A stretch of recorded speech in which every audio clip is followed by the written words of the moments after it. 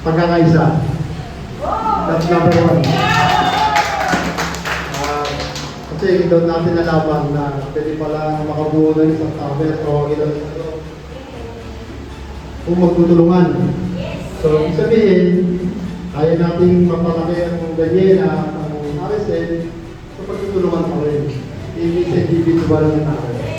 Thank you. Okay lang.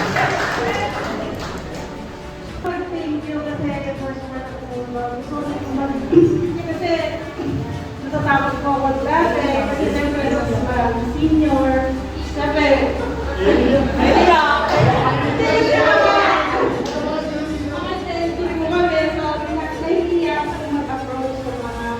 senior po sa mga ahead ko. Pero ganun po pala na hindi po pala nakakatakot pag-approach. Remarks para sa lahat. Your key takeaways na natutunan mo, ano yung experience mo, tapos ano yung last message mo for everyone. Take it away, Stan. Hello. Takeaway muna from today, yung matatandaan ko, siguro yung extra knowledge sa difference ng generations. Kasi as you can see, my age and your age, medyo magkaiba talaga sila.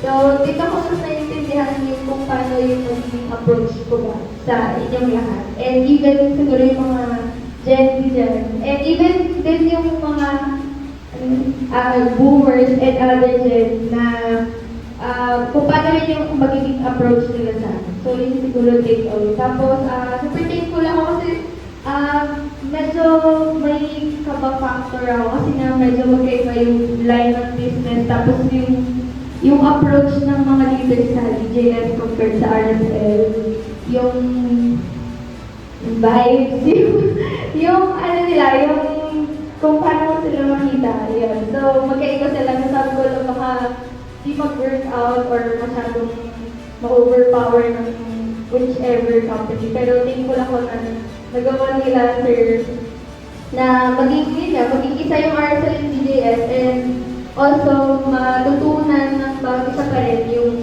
about the leadership and sa EQ and other stuff na natutunan natin kasi. So, very thankful ako for elements na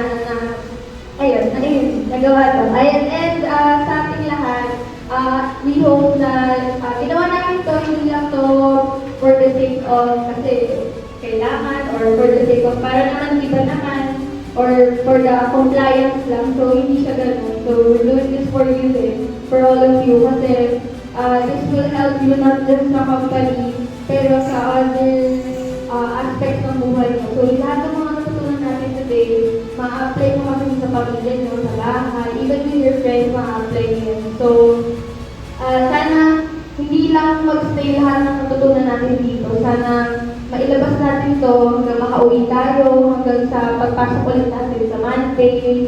And hopefully, and going forward, kami lahat, i-guide namin na whatever learnings natin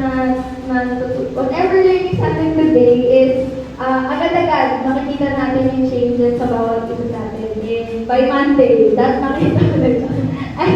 So, ayun.